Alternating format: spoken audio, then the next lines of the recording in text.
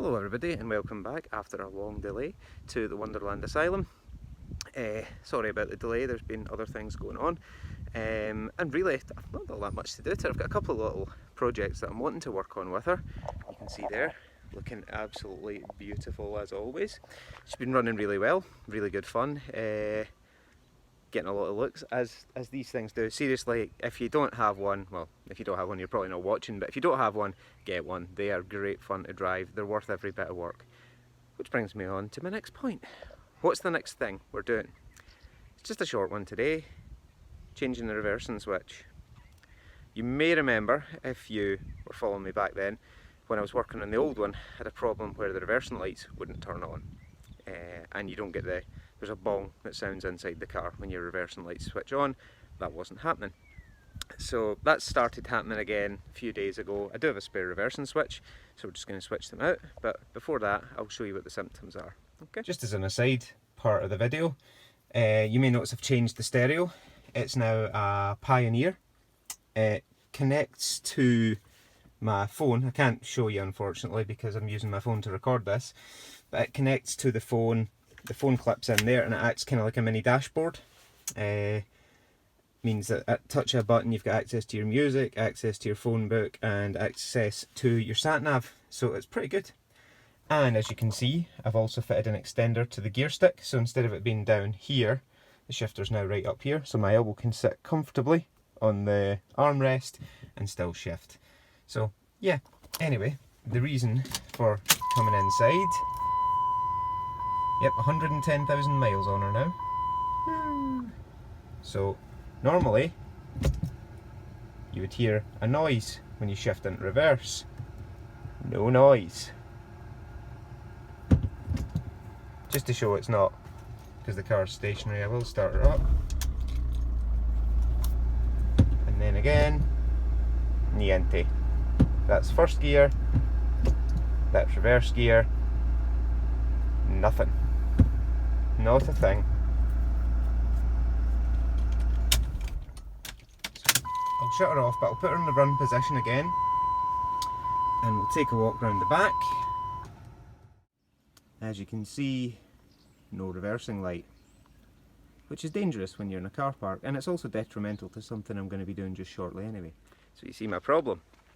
Now it's time for the solution. So I'll show you where the reversing switch is. I've already got all my tools and everything out ready. I've jacked the passenger side of the car up.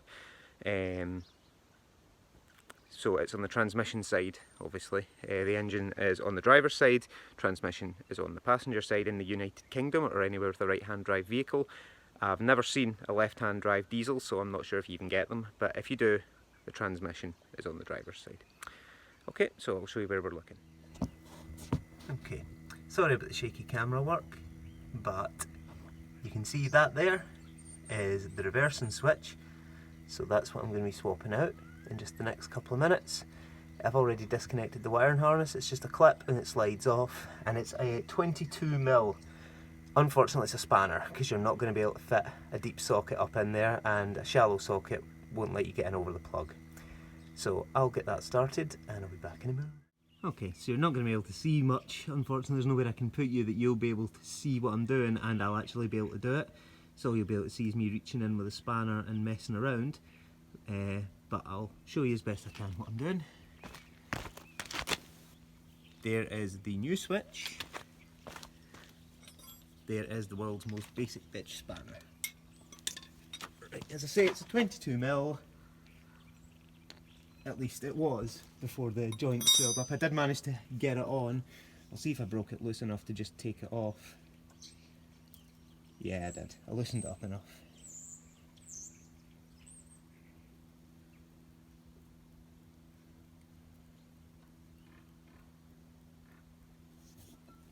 Fits in there pretty snug. Get my spanner over it now just to give it a little extra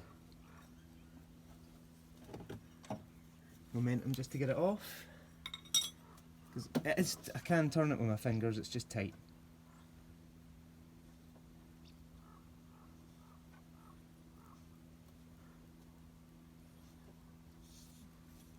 And doing it with a spanner obviously isn't ideal because it takes a long time. and it's not the ideal position either, but hey ho. Particularly the box end of a spanner's a pain because you need to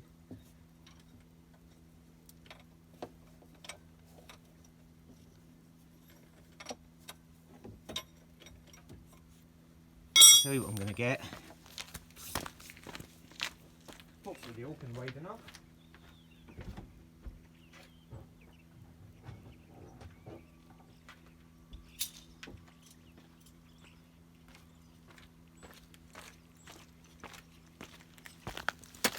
Can't beat a good old set of mole grips.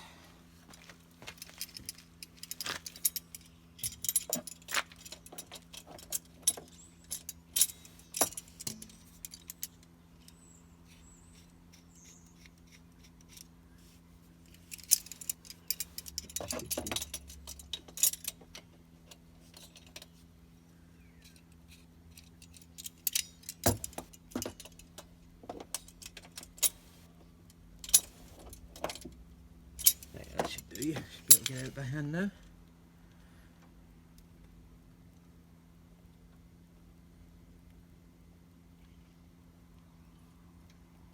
Go.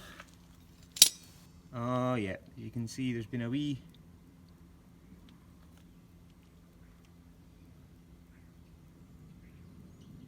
okay.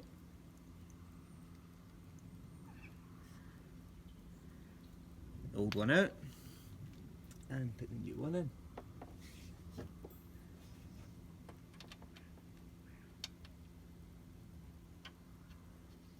New one's certainly threading in a lot more easily than the old one came out, I'll tell you that. For nothing.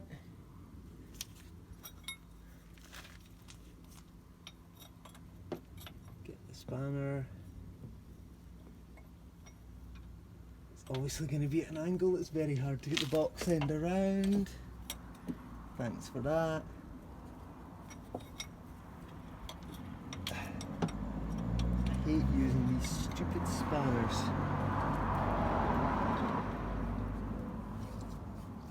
Yeah, so if you're changing one of these, it is a 22mm that you need. However, I would recommend if you've got one, using a 23 because the obviously the rust gets to it and the size of the nut swells. So that's us nice and snug down. Hopefully now my reversing switch will work. If not, we've got other problems.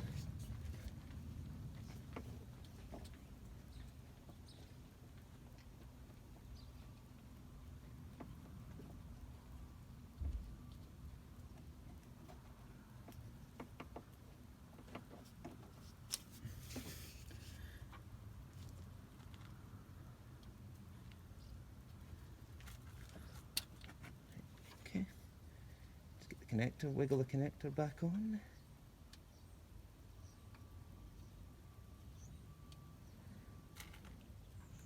It was on a minute ago.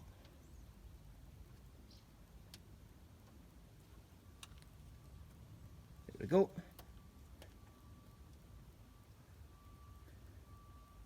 Connector is on. Let's go test it. Okay, back in the car again. Key in the run position.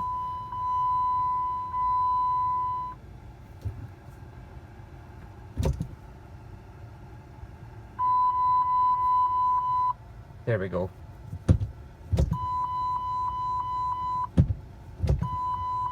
Woo, we have reverse. Now let's just check if the light works. Woo, we have a reversing light. Okay, so as you can see, the reversing light works perfectly well. You're now actually sitting in the housing for the stereo. As you can see my big aggressive gear shifter here. So I'm going to turn the ignition on, just to make sure everything works as it should. Just because I love the sound of this thing running. Yes. Perfect. Now put the windows down, you should be able to hear the engine run.